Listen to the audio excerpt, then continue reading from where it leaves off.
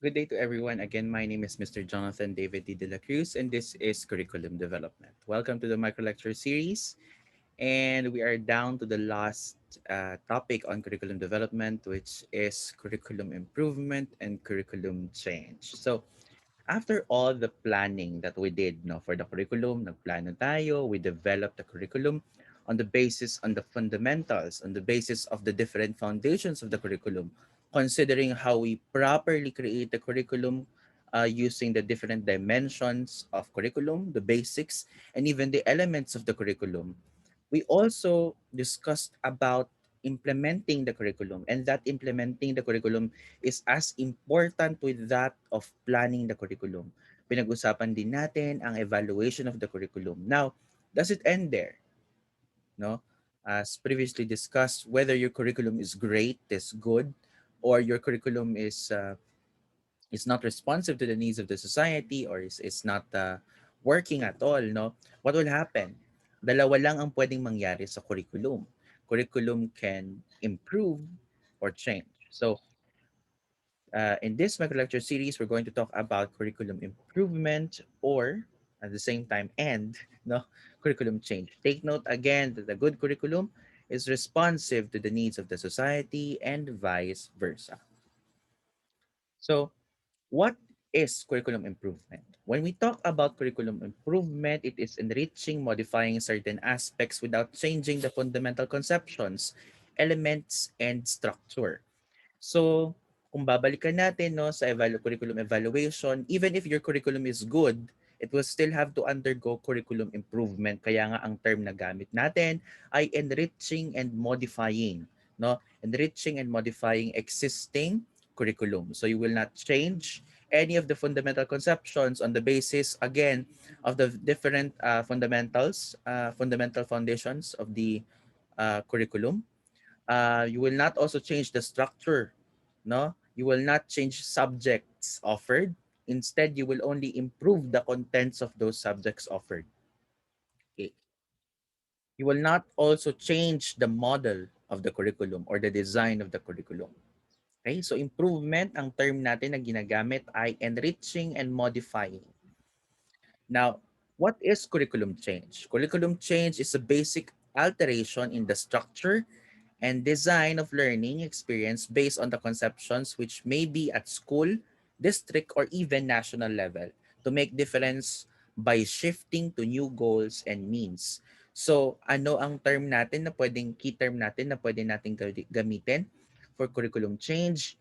If the structure and design of the curriculum is affected, therefore it is curriculum change. Ginagawa din natin ang curriculum change again if the curriculum is ineffective or curriculum already needs change, no, because of the demand of the society. Now, say for example, the K to 12 program is a curriculum change from the previous curriculum in 2012. We had to undergo curriculum change because it is the demand of the society, right? There are different classifications of curriculum change, but this is again in consideration of both change and improvement.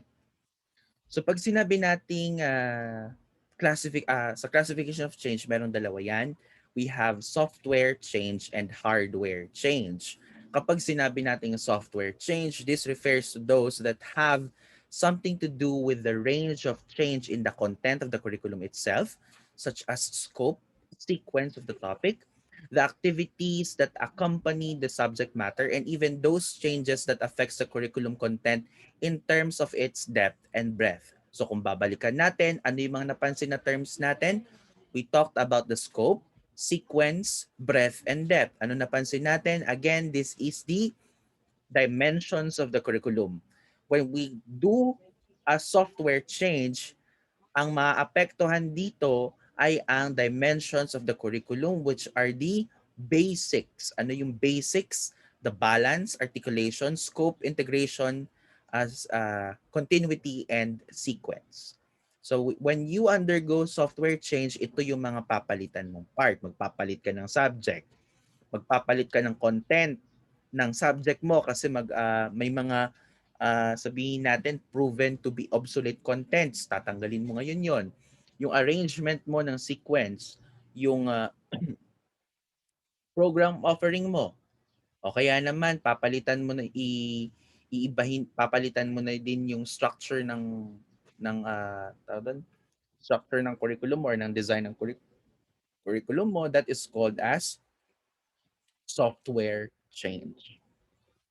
Now, the other one is hardware change. This pertains to the changes made by addition of facilities.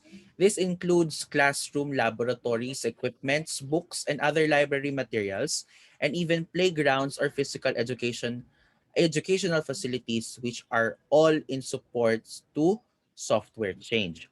So when you actually undergo software change, it would require you to have hardware change. Halimbawa, nag-offer o nag-open ka ng bagong program na kakailanganin ng laboratory subjects. So definitely kailangan mo mag-open ng laboratory facility. Nung nagkaroon ng K-12 program, other schools offered TVL. When other schools decided to offer a TVL program, yung iba doon, kailangan talaga nilang mag-purchase ng mga gamit para sa laboratory or practical classrooms ng mga TVL students. Ganon din sa STEM. Ang STEM, isa sa mga STEM requirements para makapag-open ang school ng STEM program is that they need to have a laboratory. And of course, dapat ma-provide yung mga materials, no? Ma-provide yung mga equipments, laboratory facilities ng mga bata before really opening a program. So that's the hardware change. Yung mga supplementary materials na pwedeng magamit ng bata to further enhance learning. Okay? Now, there are different, yung kanina, classifications of change. Now, there are different forms of change or improvement. Okay? There are different forms of change or improvement. I think this is four. The first one is substitution, replacement of one particular element of curriculum, be it a process or a product, with another one previously in use, such as a new curriculum guide, new instructional plan, new instructional material, or replacement of teachers and administrators. If the function is still the same, pinalitan mo yung, may pinalitan ka sa curriculum mo, pero ang function is still the same. Example, amplified lang yung function niya, that is called substitution. Halimbawa, ang gamit sa school, you're teaching in a private school, ang gamit sa school ninyo ay textbook. Meron kayong textbooks. However, the administration decided to remove the textbook and provide iPad to the students. Okay? Now, the function of the iPad is only limited to what? Limited to educational applications, including books. So, if the function of the book is for reading, no, of the content, and the function of the tablet is also reading, no, same lang yung material, enhanced lang yung material, ang tawag natin doon ay substitution. Okay? Again, if the function is the same, whether it be a process or a product, it is substitution. Next is alteration. Alteration pertains to the change in the current curriculum structure rather than replacement of a whole curriculum, course plan, syllabus, and instructional material. Yung kanina sa substitution, pwede din yun in the context of software change. Pwede din yun sa substitutions mo pagdating sa, sorry, pagdating sa syllabus mo o kaya pagdating sa learning materials mo. Now, dito sa alteration, no, this pertains to getting a certain part lang. May i-alter ka lang na part ng curriculum mo, not entirely the curriculum na isi-change mo. Whether it be in your lesson plan or in your syllabus. Pwede mong palitan if example nagpalit ng learning objective but the content is still the same, syempre, no? Mag-iba ka ng learning experience na demand sa mga bata, pwede din yung alteration. O kaya naman, ito, addition. The third one is addition. Addition, this is an introduction of a new element without necessarily changing or removing existing element or components. This may comprise added features that may help enhance the structure and content of the prescribed curriculum. Halimbawa, yung school ninyo, meron na kayong sabihin natin you're teaching in a private school, an elementary or high school. Tapos, ang gamit ninyo ay libro. Ngayon, nag-offer ng bagong subject. Kung nag-offer ng bagong subject or bagong topic, may pinrovide ang school. Ang pinrovide ng school ay, sabihin natin, in the K-12 program, your school decided to offer STEM program. So, nung nag-offer ng STEM program, anong kailangan idagdag? Pagdagdag ng facilities. So adding facilities is called addition. Take note that there is no change in the there is no necessary change no on the other resources. Nandun pa rin naman yung libro, magagamit mo pa rin yung module, mabagamit mo pa rin yung libro. Ano lang yung meron sa bagong gamit? It could further amplify or enhance learning without replacing the existing. Sa substitution, hindi na sila magbibigay ng libro, magbibigay na lang sila ng iPad kasi nandun naman na daw. Sa addition, you can still use the book. The school will still provide the book, but the school will also provide an additional learning material in the form of technology. So, addition yon. And then lastly is restructuring. Requires the rearrangement of curriculum structure or content that may give way to certain change and and innovative efforts. It may also involve resource sharing among a group of schools or institutions that may have common concerns and issues as regards to current curriculum requirements. So restructuring is a more holistic curriculum change or innovation. Ibig sabihin nito, pangkalahatan, institutional level or even national or local level ang change na mangyayari. Hindi ka lang mag-a-add ng subject, hindi ka lang kasi yung kanina, yung sinabi ko sa substitution, um, addition and alteration, no, yung tatlong yon, um, pwede yun mangyari hindi lang sa context ng gamit. Pwede din yun mangyari sa context ng software change. Halimbawa, nag-offer ng bagong subject, nagtanggal ng lumang subject, nag-offer ng bagong subject na kasing katulad lang din nun, ang tawag doon substitution. Kapag naman meron ng existing subject tapos nagdagdag lang pa ng isa pang subject para mas lalong ma-amplify, tawag natin doon ay addition.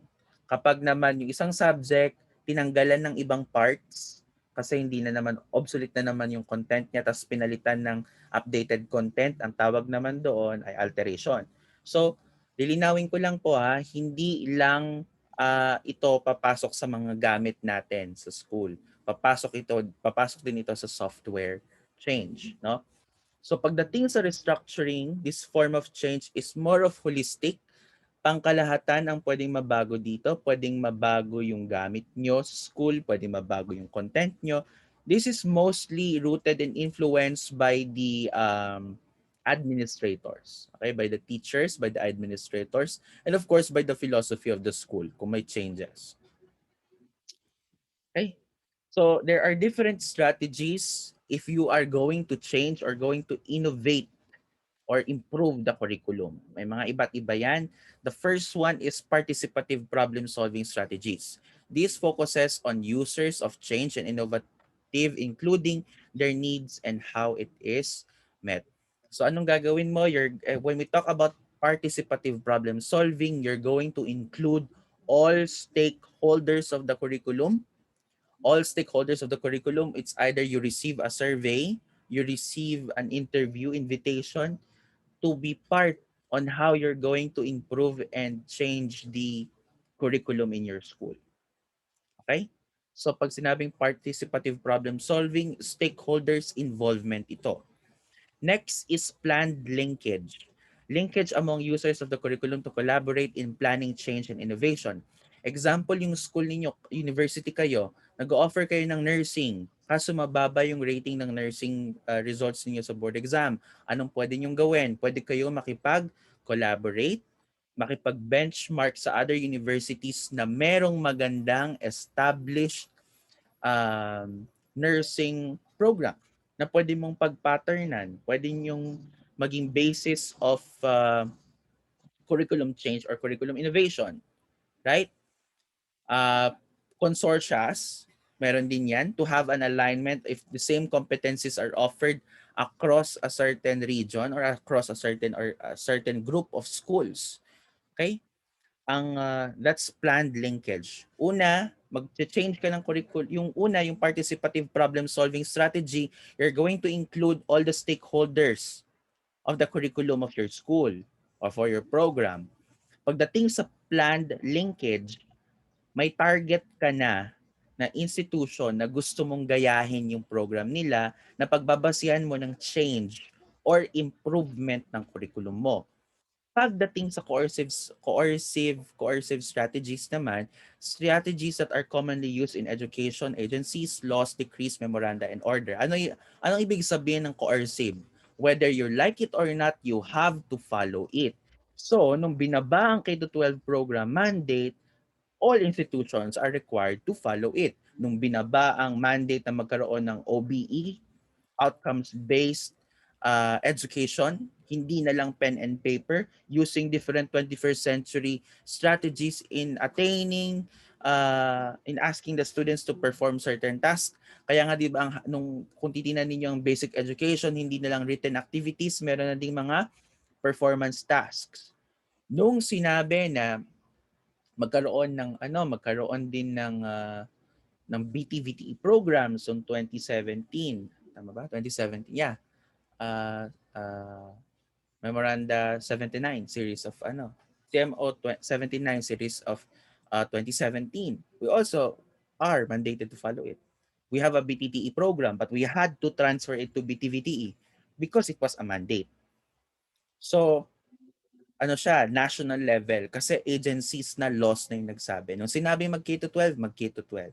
Nung sinabi na kailangan may magturo sa senior high, magkakaroon ng iba-ibang academic tracks, magkakaroon ng different strand, kailangan mag-offer ang mga schools. Okay? So that's a coercive strategy to have a change and innovation. Okay? And lastly is open input strategy. Sets of approach of curriculum change and innovation. Sets of curriculum change and innovation. So, open input strategy, usually mag-i-invite ka na niya ng mga experts, curricular experts in order to further deepen kung ano nga bang pwede mong gawin if it's going to be change or innovation. So, all these strategies, again, there's no perfect strategy on how you're going to change or improve your curriculum. You could choose one or two of this. No, if you want to do it all, go ahead. So, nagkakaroon ka na ng interaction with the different stakeholders, naghahanap ka pa ng ibang institutions na pwede mo mapalakas yung program mo, tapos naghahanap ka pa ng policies. Ang maganda kasi kapag coercive strategy, kapag policies, pwede mo yang i-pattern sa planned linkage. Kasi ang iba't ibang, halimbawa, when BTVTE was offered, o kaya naman when a certain program was offered, tapos may mandate na ng CHED, ang gagawin mo na lang, maghahanap ka ng different universities, tapos pag-uusapan ninyo kung paano nyo parehong mapapaganda yon. So that's a planned linkage and at the same time, a coercive strategy on changing and improving your curriculum. Okay? So take note of these different strategies. Next are models. Now, models are procedural. Kung papansinin ninyo, no, the first model, there are three models. Madaming models, pero tatlo lang itatalakayin ko. Kung may tanong, please don't hesitate to ask. The first one is the research, development, and diffusion model. The first step is invented and discovered. The next is developed. The third is produced. And fourth is disseminated to the users. Ang ibig lang sabihin nito is when you change or implement a change or improvement, hindi mo bigla-biglang gagawin. Siyempre, anong pwede mong gawin? No?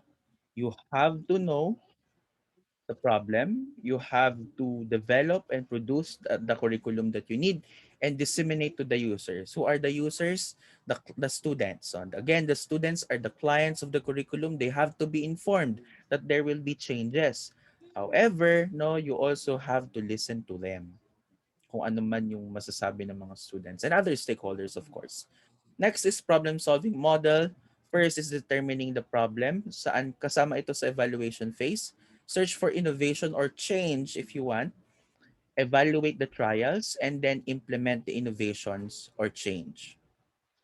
Next is social interactions model, awareness of innovation, interest in innovation, trial and then adoption for permanent use. So anong napansin natin dito sa tatlong models na to? There are 4 steps, no, almost similar, pero ang key, no, in implementing innovation or change is what? Ang isa sa mapapansin nating elements is that you have to inform the stakeholders of the curriculum, and you have to conduct a trial, a test drive nga, ika nga, di ba? You cannot immediately, no, isang bagsak na i-implement mo yun, no. Change and innovation has to be gradual, although it is demanded by the society. So, dapat gradual pa rin ang implementation mo before you transition to permanent use of the curriculum. Okay? Now, there are different factors for planning and implementing. Ano itong mga to? The first one is the change agent. Stakeholders of curriculum, the agents that initiates innovative efforts of or curricular change. Who are the stakeholders of the curriculum? Nandyan si teachers. Why teachers? Kami yung magtuturo ang hirap, paano kung mahirap yan ituro? Hindi namin kayang ituro. Halimbawa, may binigay na bagong subject. Di ba? So teachers has to be consulted as well. No, that factors that influences the change in the curriculum or improvement in the curriculum. So you have to listen to your teachers. Okay? Again, teachers are charged to deliver the content or deliver the curriculum. The other one are the students. Students are the largest stakeholders of the curriculum. So dapat alam din nila kung anong pagbabago. Of course, administrators, board members, community in general, even parents, of course. Okay? They are the agents of they are the change agents. The next one is the innovation. The implementation of the curriculum change or innovation.